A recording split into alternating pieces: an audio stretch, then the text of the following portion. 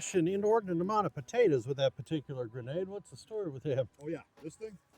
Yeah. So with this, first you got the standard M24s. No, this is a real thing. This is what's created in 1941 when the German soldier encounters his horror, the thing known as the T-34 tank on the Eastern Front. Ooh. And what's horrifying about it is his own tanks can't kill it.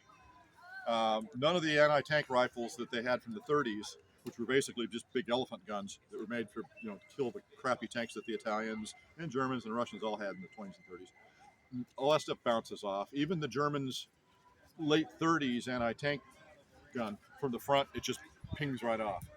So they discovered until their new generation of anti-tank cannons comes in, which can deal with the T-34s, they've got to have basically 5 or 6 guys, one particularly brave dude is going to try and put this in the back deck. And it's The Pedalier's Assistant it's a World War regular II grenade, and what they've done is they've chopped off 6 more grenade heads and wired them on here. The base grenade is basically the kicker charge for the other 6. And so, they applied that to the tank. Well, they'd throw it. They'd try and get it on the back deck. I mean, ideally, you could get it in the hatch. Actually, to be honest, you put one of these guys in the hatch, you're killing the whole crew. But realistically, in combat against a buttoned-up Soviet tank rolling into the assault, assuming that your boys have peeled off its infantry support, you can bring some up. You bring this guy up. May I hold that, yes. Please? That's about the right weight, too. Yeah, you don't. What you're trying to do is just simply get this damn thing on the back deck. If you get on the back deck, it explodes. Tank's got to be thin somewhere. Back deck of even a T-34 is about a 1/4 inch thick steel. This will blast right through it like a hot knife through butter. So the engine. So let's see. To set that off, you pull the base cap off. Yeah, I don't have that. And then you can use it as as leverage. That's all it is. It's just a regular grenade, and it's got 6 buddies. I mean, it's not just it's basically a 7-power grenade.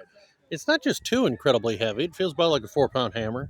Yeah, this is about the reason I say it's about the right weight is because plastic explosive is what they put in these inside the M24 heads. I use Play-Doh to fill this because it's the right consistency, and it basically kept its shape and enabled me to seal it up reasonably well. So I figure, okay, Play-Doh. Well, that's plastic explosive. It's roughly might be a little bit light, but I never heard of that. Close. I'm probably about 80 or 90% of the right weight.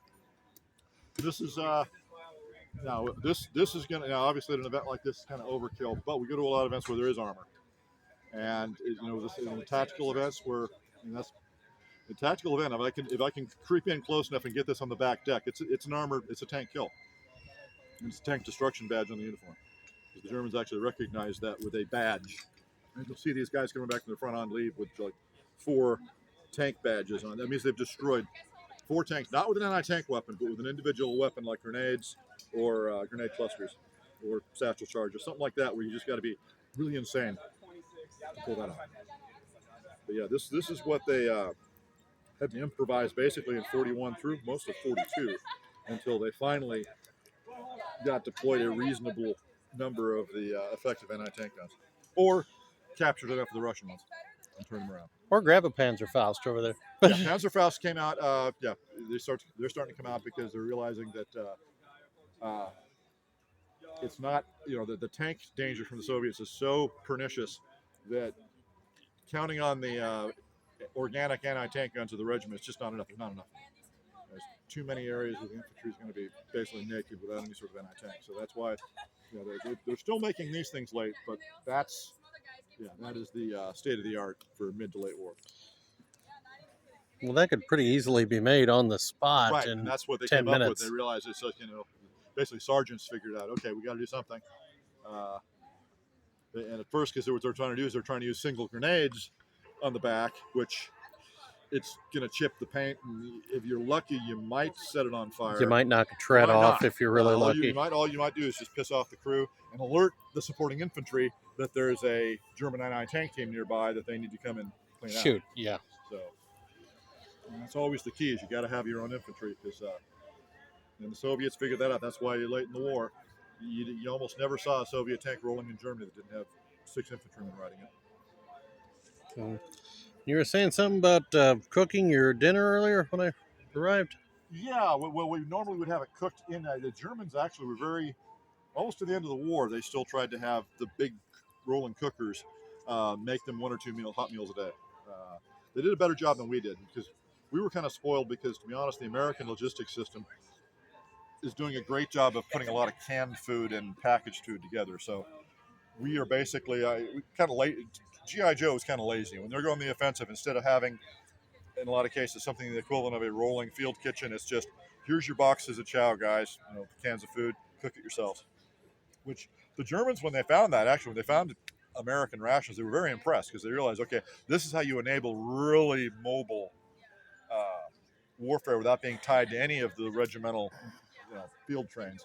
Because now you can send out platoons, groups of 20 guys can go for days at a time without having to be tied to the unit. So they kind of recognized, didn't taste that great, the stuff out of cans.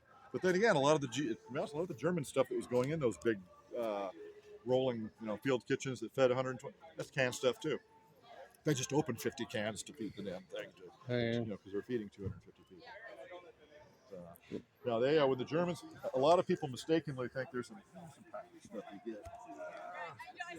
Find this little package thing and say, okay, yeah, it's like a German K-Rat, right? Like K-Rations. Like no, it's a supplemental. It's got like a candy bar in it. It's got a big fruit bar. Some what they call the V vitamin drops. Literally, we would call them vitamin C chewies. The Germans had them 80 years ago. Basically the same thing. Yeah, it's kind of funny when we were doing Italy scenario here. That was one of Italy's big contributions to the Reich, was a steady supply of citrus powder and citrus inputs for making stuff with a lot of vitamin C in it. Because like every other army in the world in the early 20th century, they were worried about scurvy. So we put this stuff together. This stuff's not. This is not a K-Rat. This is something they're actually trying to put in the hands of the German soldier once a week. Typically, you'd actually get this little supplement. It's got like matches, a pack of cigarettes in it. Nice little extra, either right before an assault, where you want some more sugar, you want a little more energy and chocolate before an assault, or if they're in the defense over time, when the trains are coming up regularly. Mail call a lot of times was once a week. Well, when you get mail call, you throw one of these in with it too. You pick up your mail, you grab your weekly lunch ration. So is that like a water jug there, or what is that? That is a 5-liter. The Germans, actually the SS had these. I'm not sure the Wehrmacht necessarily, the mainstream Wehrmacht forces had a lot. Mobile forces had these a lot, and the reason was they stole them from Luftwaffe. These were originally Luftwaffe containers, 5s and 10s. I don't have any 10s out here. But yeah, inter-service rivalry and inter-service theft. One of the things the Germans realized that they hadn't really thought through in mechanized warfare was, what are we carrying water in? Well, they had 5-gallon big 20-liter containers, big jerry cans, which are great if, for supplying. A couple of those can supply a platoon for a couple of days. But they were looking for a solution, something in between the 20-liter and the 3/4 liter that's hanging on the back of every individual soldier. So whenever they found that, since they're moving around a lot, mechanized troops, they found themselves in contact with the Luftwaffe a lot, and then the Luftwaffe had these things come up missing. Bastards. So, and then they started, after a while, they would get them supplied. It wouldn't be at all hard for a guy doing any kind of strenuous work to drink 5 liters a day and want more. It's not for one dude, it's for 3 or 4. So that's that individual. You got 20 liters is the big canister. That's for like the platoon. A couple of those will supply 30, 40 guys. So how much water a day did these guys get? It depends on what theater they're in. Typically, the German soldiers, their canteens were not that big. This guy right here is only 3/4 of a liter, 750 milliliters. 3/4 of a liter. So if you got like 5 liters there, that's how the math works out. It can top off. Let's say, you got 10 guys who are kind of sucking. They're about 2/3 down. They can all use about a half a liter. That'll basically top off. 10 guys that are low on water, we'll top off with that. And then they're ready to go for however long it takes them to drink 3/4 of it. In the summertime, yeah, a lot. In the wintertime, yeah, not as much. The problem is you still got to drink, so you can still dehydrate in the wintertime. Yeah. But yeah, they got these things. We got the 10. I don't have any of the 10s. And the problem is anymore, they're getting damn expensive. You can't find them. Inflation has been crazy in the reenacting world. It's crazy I think everywhere. I got a bargain when the guy gave me a little bit of bundle llama. I think he was going to charge me over $500 for a 5 and a 10, both in good condition. I talked him down to $450. I just got a buddy of mine who just bought just one of these in about that condition for like 400. So is that original? Yes, they're old. They're not making them. They haven't made them since 1945. So okay, that's in very good condition. I figured. well, I've repainted it a little bit. You can find the can itself. Yeah, it's got issues. For example, the original closure thing doesn't work. So I got it. So is that aluminum or what is he? Yeah, it is. It's aluminum. The can itself's not that heavy, and again, it was one of the reasons that the Luftwaffe, the Luftwaffe can't have the monopoly on most of the aluminum because they're making airplanes out of it. Well, what they realized would be kind of handy at airfields is to have water. So they started making the scrap aluminum, basically molding it into these things. They figured it's kind of handy. Also, if you're going to have a bomber crew fly off to England, that's one of the things I take with them because they're several hours in the air going to and from England. They're going to need to drink more than just a few cups of water. So that was typically made. You put this on a bomber, it's going to supply a bomber crew. That's what the Luftwaffe had them. And then the 10 liters for the even bigger. But again, Waffen SS and your motorized Panzer troops in the Wehrmacht start stealing these things off the Wehrmacht until they can start sourcing their own because they realize, yeah, that's a nice size to have.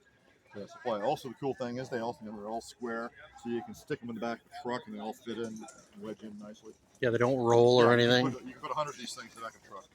So 100 of these, that'd be 500 liters of water. That'll supply a battalion for most of the day.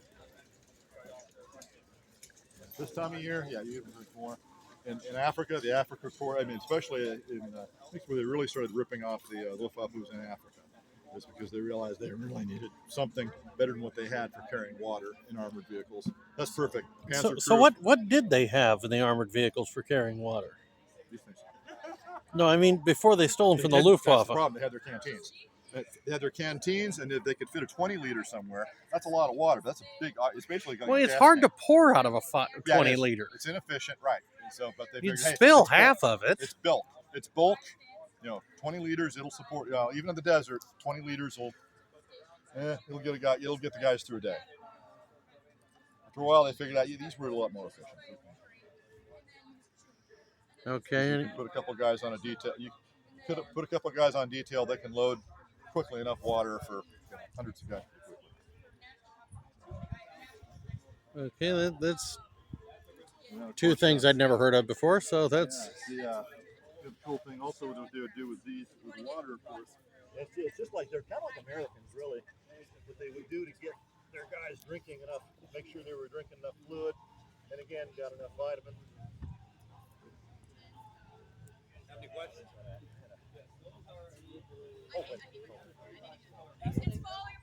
I got some of the powder, the lemon. They had lemon powder, especially Tang. It's like lemon and Tang, what they would mix in.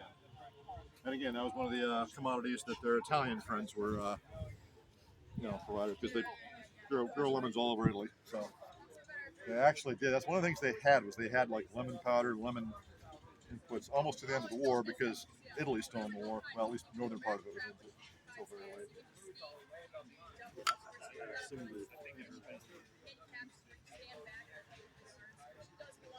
Yeah, here's it.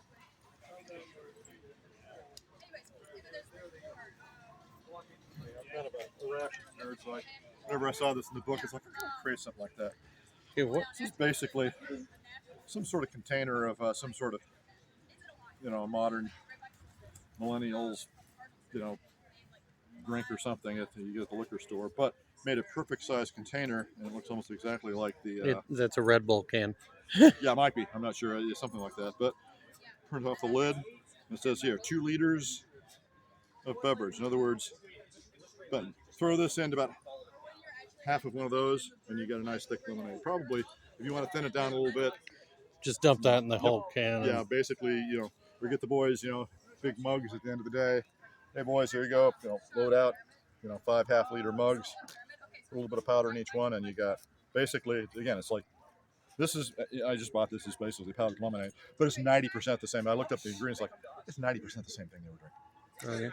Okay. The funny thing about this was there was a rumor GIs would find these things and they'd say, "Oh yeah, this is what they put Pervitin in. This is what they put the meth tablets in for keeping everybody hopped up."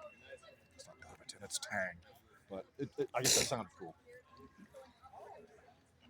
Okay, now what's the Afri Cola over here? That Afri Cola is kind of an interesting story because it says on here their branding on the front says, yeah, good, and German. Yeah. The Germans, before 1942, the favorite soft drink of Germans was something called Coca-Cola. It's made in Atlanta. Maybe you've heard of it. Yeah, no kidding. That was one of the first things that the German people kind of realized, oh, we're at war with America is, yeah, your friendly local Coca-Cola bottler is not in business anymore because Atlanta is not sending out syrup. Starting in early 1942, it's like everything dries up. So they realized they had to come up with substitutes. So there's a couple different drinks that come out. You can still buy this in Germany. Um, this is basically a cooler that looks like a box. No, you gotta do the sponge on that.